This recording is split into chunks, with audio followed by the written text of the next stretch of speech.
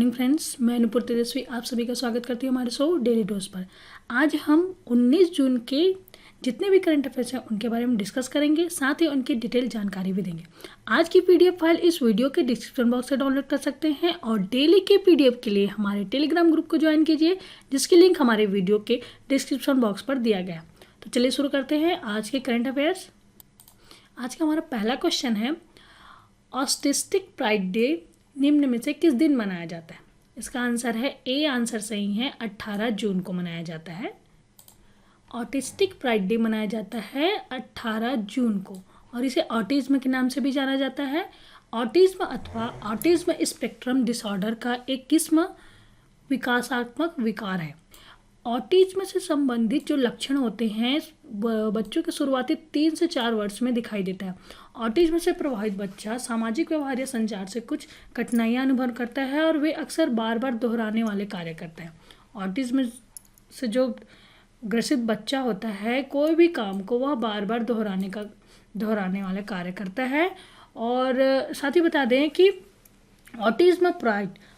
Autistic pride day पहली बार 2005 में मनाया गया था। ठीक है, और इसे मनाए जाने का उद्देश्य है ऑटिज्म के बारे में लोगों को जागरूकता फैलाने के लिए इसे 18 जून को हर साल ऑटिस्टिक प्राइड डे के रूप में मनाया जाता है। ठीक है, और साथ ही इम्पोर्टेंस डे के बारे में बात हो रही है, तो इम्पोर्टेंस डे 1 जून से जो 17 जून तक जितने इम्पोर्टेंस डे हैं उनके बारे में रिविजन कर लेते हैं। 1 जून को वर्ल्ड मिल्क डे मनाया गया और साथ ही वैश्विक अभिभावक दिवस भी 1 जून को मनाया गया। 2 जून को तेलंगाना की स्थापना दिवस मनाया गया। 3 जून को विश्व साइकिल दिवस मनाया गया। 4 जून को international day of innocent children victim of aggression मनाया गया और 5 जून को विश्व पर्यावरण दिवस मनाया गया। 7 जून को विश्व खाद्य सुरक्षा दिवस मनाई गई, तो 8 जून को विश्व महासागर दिवस और विश्व मस्तिष्क ट्यूमर दिवस मनाया गया। 9 जून को विश्व प्रत्यायन दिवस और 12 जून को विश्व बाल श्रम निषेध दिवस मनाया गया। 13 जून को अंतर्राष्ट्रीय अल्बिनिज्म जागरूकता दिवस मनाई गई, तो 14 जून को विश्व रक्तदाता दिवस मनाया गया। 15 जून को विश्व वरिष्ठ नागरिक दुर्व्यवहार जागरूकता दिवस मनाया गया और 16 जून को international day of family remittent मनाई गई और 17 जून को विश्व मरुस्थलीकरण और सूखा रोकथाम दिवस मनाया गया। और साथ ही ऑटिस्टिक प्राइड डे क्या है? ऑटिस्टिक प्राइड डे मनाया जाता है 18 जून को। ऑटिस्टिक प्राइड डे मनाया जाता है 18 जून को। यह एक autistic pride day autism disease के रूप में मनाया जाता है। ठीक है, हमारा अगला क्वेश्चन है, किस राज्य के महानगर पालिका द्वारा एयर वेंटी ऐप विकसित की है जिससे लोगों को पता चल सकेगा कि वह जिस इलाके में रहते हैं वहां पर कोरोना की क्या स्थिति है? इसका आंसर है सी। आंसर सही है, महाराष्ट्र राज्य के महानगर पालिका द्वारा एयर वेंटी ऐप विकसित किया गया है जिससे लोगों को पता चल सकेगा कि वह जिस इलाके में रहते हैं वहां पर कोरोना की क्या स्थिति। बृहन मुंबई महानगर पालिका ने एक मोबाइल एप्लीकेशन बनाया है, उसका नाम है एयर वेंटी। ठीक है, यह एयर वेंटी की मदद से इस ऐप की मदद से मुंबई के लोगों को पता चल सकेगा कि वह जिस इलाके में रहते हैं वहां पर कोरोना की क्या स्थिति है, अगर वह बीमार पड़ते हैं तो उन्हें किस अस्पताल में जाना चाहिए और कहाँ बेड खाली है। इस एयर वेंटी ऐप की मदद से बृहन मुंबई महानगर पालिका ने इसे लॉन्च किया है और मुंबई वासियों को इसके थ्रू कोरोना वायरस से जितने भी रिलेटेड जानकारी है वो प्राप्त होगी। ठीक है दोस्तों, और उसके साथ ही महाराष्ट्र के बारे में जान लेते हैं। महाराष्ट्र की राजधानी है मुंबई, राज्यपाल है भगत सिंह कोश्यारी, सीएम है उद्धव ठाकरे और चीफ जस्टिस है न्यायमूर्ति दीपांकर दत्ता। ओके, इतना याद रखिएगा। अगला क्वेश्चन है हमारा, जलवायु प्रतिबद्धताओं के अनुकूलन महत्वपूर्ण कदम के रूप में भारत सरकार के द्वारा वर्ष 2030 तक कितने मिलियन टन कोयले की गैसीकरण का लक्ष्य रखा गया है? इसका आंसर है ए। आंसर सही है हमारा, 100 मिलियन टन गैसीकरण का लक्ष्य रखा गया है। सरकार ने वर्ष 2030 तक लगभग 100 मिलियन टन कोयले के गैसीकरण का लक्ष्य रखा है और इस उद्देश्य के लिए 4 परियोजनाओं की पहचान की गई है। इनमें तकरीबन 20,000 करोड़ रुपए का निवेश किया जाएगा। ठीक है, अगला क्वेश्चन है, हाल ही में प्रधानमंत्री नरेंद्र मोदी ने कितने कोयला खदानों की नीलामी की है? इसका आंसर है बी। आंसर सही है, 41 कोयला खदानों की नीलामी की है। कोयला मंत्रालय ने फिक्की के सहयोग से इस कोयला खदानों की नीलामी प्रक्रिया की शुरुआत की है और कोयला खदानों के आवंटन के लिए 2 चरणों वाली इलेक्ट्रॉनिक नीलामी प्रक्रिया अपनाई जा रही है। और हाल ही में प्रधानमंत्री नरेंद्र मोदी ने 41 कोयला खदानों की नीलामी शुरू कर दी। अगला क्वेश्चन है, किसी देश को हाल ही में 8वीं बार संयुक्त राष्ट्र सुरक्षा परिषद का अस्थायी सदस्य चुना गया है? इसका आंसर है बी आंसर सही है। भारत को 8वीं बार संयुक्त राष्ट्र सुरक्षा परिषद का अस्थायी सदस्य चुना गया है। भारत को 8वीं बार संयुक्त राष्ट्र सुरक्षा परिषद का अस्थायी सदस्य चुन लिया गया है और साथ ही भारत के साथ आयरलैंड, मैक्सिको और नॉर्वे को भी इसमें सुरक्षा परिषद में जगह मिली है। साथ ही बता दें कि संयुक्त राष्ट्र में भारत के प्रतिनिधि टी.एस. तिरुमूर्ति करेंगे और भारत को 192 बेल्ट वोट में 184 वोट मिला है। ठीक है, और साथ ही बता दें संयुक्त राष्ट्र सुरक्षा परिषद के बारे में जान लेते हैं। संयुक्त राष्ट्र सुरक्षा परिषद संयुक्त राष्ट्र के 6 प्रमुख अंगों में से एक है। यह अंग एक है जिसका उत्तरदायित्व है अंतर्राष्ट्रीय शांति और सुरक्षा बनाए रखना। परिषद को अनिवार्य निर्णयों को घोषित करने का अधिकार भी है। ठीक है, संयुक्त राष्ट्र सुरक्षा परिषद संयुक्त राष्ट्र के 6 प्रमुख अंगों में से एक है। सुरक्षा परिषद में 15 सदस्य हैं, 5 स्थायी और 10 अल्पकालिक। 5 स्थायी सदस्य हैं चीन, फ्रांस, रूस, ग्रेट ब्रिटेन, संयुक्त राज्य अमेरिका। और इन 5 देशों को कार्यविधि मामलों में तो नहीं पर विधिवत मामलों में निषेध शक्ति है। ठीक है, बाकी 10 सदस्य क्षेत्रीय आधार के अनुसार 2 साल की अवधि के लिए सामान्य सभा द्वारा चुने जाते हैं और सुरक्षा परिषद का अध्यक्ष हर महीने वर्णमाला अनुसार बदलते रहते हैं। संयुक्त राष्ट्र संघ के 6 अंग होते हैं। कितना? संयुक्त राष्ट्र संघ के 6 अंग होते हैं, जिसमें होता है सुरक्षा परिषद, अंतर्राष्ट्रीय न्यायालय, महासभा, सचिवालय, आर्थिक और सामाजिक परिषद और न्यायसिता परिषद। ठीक है, यह है संयुक्त राष्ट्र संघ के 6 अंग और सुरक्षा परिषद में 15 सदस्य होते हैं, ये याद रखिएगा। और सुरक्षा परिषद का मुख्यालय है संयुक्त राष्ट्र संघ का मुख्यालय है न्यूयॉर्क, संयुक्त राज्य अमेरिका और इसकी स्थापना हुई थी 24 अक्टूबर 1945 में। अगला क्वेश्चन है हमारा, भारत के ग्रामीण और दुर्गम क्षेत्रों में कोविड-19 के परीक्षण के लिए भारत की पहली मोबाइल प्रयोगशाला किसके द्वारा लॉन्च किया गया? इसका आंसर है डी आंसर सही है, डॉक्टर हर्षवर्धन के द्वारा लॉन्च किया गया। स्वास्थ्य और परिवार कल्याण मंत्री डॉक्टर हर्षवर्धन ने कोविड-19 के नमूनों की जांच के लिए देश की पहली मोबाइल प्रयोगशाला का उद्घाटन किया। इसका संचालन जैव प्रौद्योगिकी विभाग की सहायता से किया जा रहा है। दोस्तों, इस फोटो से याद रखिएगा कि डॉक्टर हर्षवर्धन ने कोविड-19 नमूनों की जांच के लिए देश की पहली मोबाइल प्रयोगशाला का उद्घाटन किया और इससे देश के दूर दराज इलाकों में कोविड-19 के नमूनों की जांच को बढ़ावा मिलेगा। साथ ही इसकी क्षमता प्रतिदिन 25 RT-PCR और 300 ELISA जांच करने की है। ठीक है, ओके, किसने किया? स्वास्थ्य और परिवार कल्याण मंत्री डॉक्टर हर्षवर्धन ने इसका उद्घाटन किया, देश की पहली मोबाइल प्रयोगशाला का। कोविड-19 महामारी के कारण मुसीबत का सामना कर रहे खेलों से जुड़े लोगों की मदद करने के लिए कौन सी पहल की शुरुआत की गई है? इसका आंसर है बी आंसर सही है, प्ले फॉर इंडिया पहल की शुरुआत की गई। प्ले फॉर इंडिया का लक्ष्य भारत के खेल समुदाय, प्रशंसकों और खिलाड़ियों को एकजुट करना और उनके प्रयासों की बदौलत उन लोगों को मदद करना जो एक अदृश्य सहायक व्यवस्था का हिस्सा है, जिनके बिना खेल गतिविधियां संभव नहीं है, जैसे कि साफ सफाई करने वाले, माली, कोच, अंपायर, रेफरी, कैडी और अन्य सहायक स्टाफ शामिल हैं और जिन्हें काम नहीं होने के कारण नियमित वेतन नहीं मिल पा रहा है। इनकी मदद करने के लिए प्ले फॉर इंडिया पहल की शुरुआत की गई है। अगला क्वेश्चन है हमारा, किसने बेहतर कृषि बेहतर जीवन नामक एक नया विश्वव्यापी अभियान आरंभ किया? इसका आंसर है सी आंसर सही है हमारा, वैश्विक कंपनी बायर ने बेहतर कृषि बेहतर जीवन नामक एक नया विश्वव्यापी अभियान शुरुआत किया है। साथ ही बता दें कि कोविड-19 महामारी के दौर में अतिरिक्त संकटों का सामना करने वाले छोटे किसानों की सहायता के लिए प्रमुख कृषि अवयवों के उत्पादक वैश्विक कंपनी बायर ने बेहतर कृषि बेहतर जीवन नामक एक विश्वव्यापी अभियान शुरुआत की और बायर इस अभियान के जरिए एशिया, अफ्रीका, लैटिन अमेरिका और में निःशुल्क better life farming care package यानी कि बेहतर कृषि बेहतर जीवन के माध्यम से 20 लाख छोटे किसानों को सहायता करेगी। ठीक है, बेहतर कृषि बेहतर जीवन नामक एक नया विश्वव्यापी अभियान आरंभ किया है छोटे किसानों के लिए। किसने? वैश्विक कंपनी बायर ने। पीएम नरेंद्र मोदी कब गरीब कल्याण योजना अभियान शुरू करेंगे? इसका आंसर है सी आंसर सही है, 20 जून को गरीब कल्याण योजना अभियान की शुरुआत करेंगे पीएम नरेंद्र मोदी जी। साथ ही बता दें कि प्रधानमंत्री नरेंद्र मोदी ग्रामीण भारत आजीविका मिशन के अवसरों को बढ़ावा देने के लिए मुख्यमंत्री नीतीश कुमार और उप मुख्यमंत्री सुशील मोदी की मौजूदगी में वीडियो कॉन्फ्रेंसिंग के जरिए 20 जून 2020 को खगड़िया जिले के बेलदौर प्रखंड के तेलहिर गांव से योजना का शुभारंभ करेंगे। किसका?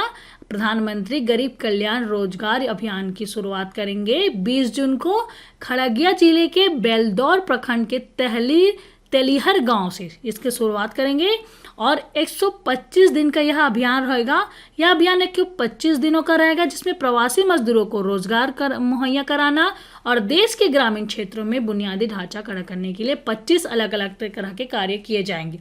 और 125 दिवसीय गरीब कल्याण योजना अभियान 6 राज्यों में 116 जिलों में शुरू किया जाएगा और इस योजना का उद्देश्य होगा रिटर्निंग प्रवासी श्रमिकों को सशक्त बनाना और उन्हें आजीविका प्रदान करना। ठीक है, इतना याद रखिए। इस योजना का समन्वय 12 अलग अलग मंत्रालय करेंगे। इसमें 12 अलग अलग मंत्रालय शामिल है जिसमें ग्रामीण विकास, पंचायती राज, सड़क परिवहन एवं राजमार्ग, खनन, पेयजल एवं स्वच्छता, पर्यावरण, रेलवे, पेट्रोलिंग एवं प्राकृतिक गैस, नवीन एवं नवीनीकरण ऊर्जा, सीमा सड़क, दूरसंचार और कृषि मंत्रालय शामिल है। ठीक है, इनमें 12 मंत्रालय शामिल है और गरीब कल्याण रोजगार अभियान में कुल 50,000 करोड़ रुपए निवेश किया जाएगा। ठीक है, यह अमाउंट याद रखिएगा, 50,000 करोड़ निवेश किया जाएगा और इस अभियान का उद्देश्य है रिटर्निंग प्रवासी श्रमिकों की आजीविका को अवसर प्रदान करना। ठीक है, गरीब कल्याण रोजगार अभियान के उद्घाटन कौन करेंगे? प्रधानमंत्री नरेंद्र मोदी करेंगे और इसे कहाँ किया जाएगा? 20 जून को खगड़िया जिले के बेलदौर प्रखंड के तेलिहार गांव में इसका शुभारंभ किया जाएगा। ठीक है, वीडियो कॉन्फ्रेंसिंग के जरिए। और इसमें इस अभियान का 125 दिवस का यह अभियान है जो 6 राज्यों में 116 जिलों में शुरू किया जाएगा। ठीक है, और 50,000 करोड़ का निवेश किया जाएगा। ठीक, इतना याद रखिएगा। अगला क्वेश्चन है, हाल ही में किस देश ने क्रिकेट मैच में फिक्सिंग को कानूनन अपराध का दर्जा बनाने की मंजूरी दे दी है? इसका आंसर है डी आंसर सही है, पाकिस्तान ने क्रिकेट मैच में फिक्सिंग को कानूनन अपराध का दर्जा बनाने की मंजूरी दे दी है। अगला क्वेश्चन है हमारा, हाल ही में किस फुटबॉल टीम ने लगातार 8वीं बार बुंदेसलीगा का खिताब अपने नाम किया है? इसका आंसर है सी आंसर सही है, बायर्न म्यूनिख ने रॉबर्ट लेवांडोव्स्की के गोल की मदद से वर्डर ब्रेमेन को 1-0 से हराकर लगातार 8वीं बार बुंदेसलीगा का खिताब जीता है। और बुंदेसलीगा की शुरुआत हुई थी 1963 में। तब से अब तक बायर्न म्यूनिख ने 58 में से सबसे ज्यादा 30 बार यह खिताब जीता हुआ है। अखिल भारतीय फुटबॉल महासंघ ने हाल ही में किसी पूर्व कप्तान के नाम की सिफारिश देश के चौथे सर्वोच्च नागरिक पुरस्कार पद्मश्री के लिए की है? इसका आंसर है बी आंसर सही है, IM विजयन का नाम। अखिल भारतीय फुटबॉल महासंघ ने IM विजयन का नाम चौथे सर्वोच्च नागरिक पुरस्कार पद्मश्री के लिए किया है। ये हैं IM विजयन, जिनका अखिल भारतीय फुटबॉल महासंघ ने पूर्व कप्तान IM विजयन का नाम सिफारिश देश के चौथे सर्वोच्च नागरिक पुरस्कार पद्मश्री के लिए किए हैं।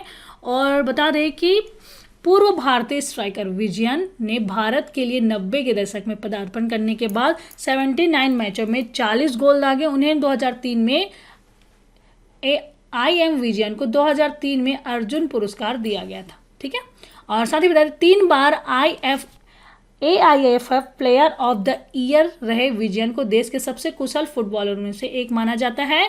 और इसके साथ ही अखिल भारतीय फुटबॉल महासंघ के बारे में जान लेते हैं। अखिल भारतीय फुटबॉल महासंघ की स्थापना हुई थी 23 जून 1937 में, ठीक है। और यह देश में फुटबॉल प्रतियोगिताओं को मंजूरी देता है तथा इसका आयोजन करता है। इसके साथ ही बता दें कि अखिल भारतीय फुटबॉल महासंघ के अध्यक्ष हैं प्रफुल्ल पटेल और मुख्यालय है द्वारका, दिल्ली। ओके, इतना याद रखिएगा। एशियाई विकास बैंक के अनुसार चालू वित्त वर्ष में देश की अर्थव्यवस्था कितने प्रतिशत संकुचित होने का अनुमान है? इसका आंसर है बी आंसर सही है, 4% संकुचित होने का अनुमान है। एशियाई विकास बैंक ने हाल ही में चालू वित्त वर्ष की देश की अर्थव्यवस्था 4% संकुचित होने का अनुमान लगाया है। और कोरोना वायरस महामारी की वजह से देश की अर्थव्यवस्था पर बहुत बुरा असर पड़ रहा है, ठीक है। इसलिए 4% संकुचित होने का अनुमान लगाया है ADBI, एशियाई विकास बैंक ने।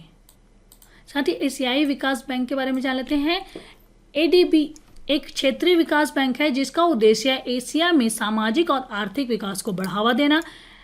और एशियाई विकास बैंक की स्थापना हुई थी दिसंबर 1966। इसका मुख्यालय है मनीला, फिलीपींस में। और इसके कुल 68 सदस्य हैं, जिनमें 48 सदस्य एशिया और प्रशांत क्षेत्र से हैं, जबकि 19 सदस्य अन्य क्षेत्र से हैं। और ADB का मुख्य उद्देश्य सामाजिक और आर्थिक विकास को बढ़ावा देना है, ठीक है। उसके साथ ही ऋण देना, तकनीकी सहायता प्रदान करना, अनुदान और इक्विटी निवेश प्रदान करने के अपने सदस्यों और भागीदारों की सहायता करना है, ठीक है। सामाजिक और आर्थिक विकास को बढ़ावा देने का इसका मेन उद्देश्य है एशियाई विकास बैंक का। ओके, इतना याद रखिएगा एशियाई विकास बैंक के बारे में।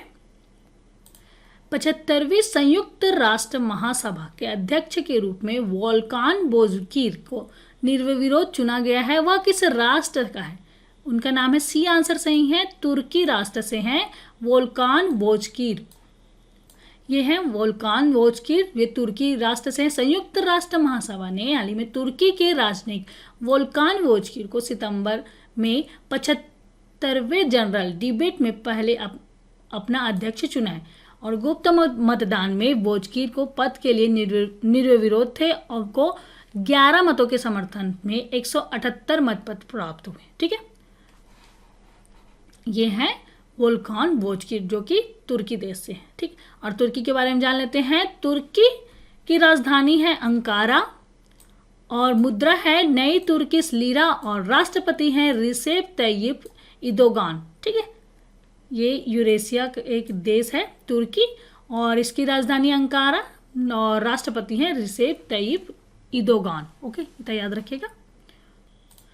आज का हमारा लास्ट क्वेश्चन है, मारुति सुजुकी इंडिया ने नए ग्राहकों को कार खरीदने के लिए सरल और लचीली वित्त पोषण सुविधा उपलब्ध कराने के लिए किसके साथ भागीदारी की है? इसका आंसर है बी आंसर सही है, केयूर वैश्य बैंक के साथ भागीदारी की है।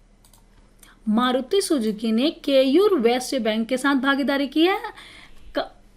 मारुति सुजुकी इंडिया ने नए ग्राहकों को कार खरीदने के लिए सरल और लचीली वित्त पोषण सुविधा उपलब्ध कराने के लिए केयूर वैश्य बैंक के साथ भागीदारी की। और केयूर वैश्य बैंक के अध्यक्ष मुख्यालय परिचालन अधिकारी हैं जे नटराजन, ठीक है। ये याद रखिएगा कि केयूर वैश्य बैंक के अध्यक्ष और मुख्य परिचालन अधिकारी हैं जे नटराजन जी, ठीक है। और मारुति सुजुकी ने केयूर वैश्य बैंक के साथ साझेदारी की। तो दोस्तों ये तो था 19 जून की करंट अफेयर्स जिसके बारे में डिस्कस किए। चलिए 18 जून की करंट अफेयर्स का रीजन कर लेते हैं। तो पहला क्वेश्चन है, विश्व मरुस्थलीकरण और सूखा रोकथाम दिवस निम्न में से किस दिन मनाया जाता है? 17 जून को मनाया जाता है। किस राज्य सरकार ने कर्मचारियों पेंशनरों को भुगतान स्थगित करने के लिए अध्यादेश जारी किया है? वह राज्य सरकार है तेलंगाना। किस देश ने अपने पुलिस एवं पुलिस अधिकारियों की प्रतिरोधी क्षमता बढ़ाने के लिए तनाव मुक्त रखने के लिए योग कोर्स का प्रारंभ किया? वह देश है बांग्लादेश। झारखंड के किस स्थान पर थावर चंद गहलोत के द्वारा composite regional centre for the person with disability का सेंटर का उद्घाटन किया? रांची में। खेल सुविधाओं के विस्तार हेतु खेलो इंडिया योजना के तहत 8 राज्यों के किन खेल सुविधाओं केंद्रों की स्थापना की जाएगी? खेलो India state centres of excellence का स्थापना किया जाएगा। और खादी एवं ग्राम उद्योग आयोग द्वारा नारियल पानी की तर्ज में प्रोत्साहन देने के लिए परियोजना से चर्चा में रहे नीरा उत्पादों को किसके प्राप्त किया जाता है? ताड़ के पेड़ से प्राप्त किया जाता है। उत्तर प्रदेश सरकार ने सेना और अर्धसैनिक बलों के शहीद की पत्नी एवं आश्रितों को दी जा रही 25 लाख रुपए की अनुग्रह राशि को बढ़ाकर कितने लाख कर दिया? 50 लाख रुपए कर दिया। हाल ही में किसने वेस्ट पॉइंट की प्रतिष्ठित अमेरिकी सैन्य अकादमी स्नातक की उपाधि पाने वाली पहली सिख महिला बनकर इतिहास रच दिया है? उनका नाम है अनमोल नारंग ने। भारत ने नेपाल से राजी तनाव के बावजूद यहाँ किस मंदिर परिषद में 2.33 करोड़ रुपए की लागत से स्वच्छता केंद्र के निर्माण की प्रतिबद्धता जताई है? पशुपतिनाथ मंदिर के लिए। भारतीय एयरटेल कंपनी समेत अन्य कंपनियों द्वारा निवेश में चर्चा रहे स्टार्टअप कंपनी लट्टू मीडिया किस क्षेत्र से संबंधित है? वह शिक्षा से संबंधित है। बिहार सरकार द्वारा किसे बिहार खादी का ब्रांड एम्बेसडर बनाया गया? पंकज त्रिपाठी को। और यूएनएससी 17 जून को किसे गैर स्थायी सदस्यों का चुनाव करेगी? 5। और एशियाई पैरालंपिक समिति के द्वारा वर्ष 2021 में चौथे एशियाई युवा पैरा खेलों की मेजबानी किस देश को सौंपी गई है? बहरीन को सौंपी गई है। और फीफा के द्वारा जून के लिए जारी फुटबॉल वर्ल्ड रैंकिंग में फुटबॉल टीम के प्रथम स्थान प्राप्त किया है बेल्जियम ने। और AIIB ने 17 जून 2020 में भारत के कितना ऋण स्वीकृत किया है? 750 मिलियन अमेरिकी डॉलर ऋण स्वीकृत किया है AIIB ने। ठीक है, तो दोस्तों ये तो था 18 जून के करंट अफेयर्स का रीजन, और आज हमने 19 जून के करंट अफेयर्स पर डिस्कस किए। आज का वीडियो कैसा लगा प्लीज़ हमें कमेंट करके बताइए। अच्छा लगे तो लाइक कीजिए और अपने दोस्तों को ज़्यादा से ज़्यादा शेयर कीजिए। अभी तक आपने हमारे चैनल को सब्सक्राइब नहीं किया है तो प्लीज़ सब्सक्राइब कीजिए और डेली नोटिफिकेशन के लिए बेल आइकॉन को प्रेस कीजिए। तो दोस्तों कल फिर मिलते हैं एक नए वीडियो के साथ, तब तक के लिए good day, bye, thank you.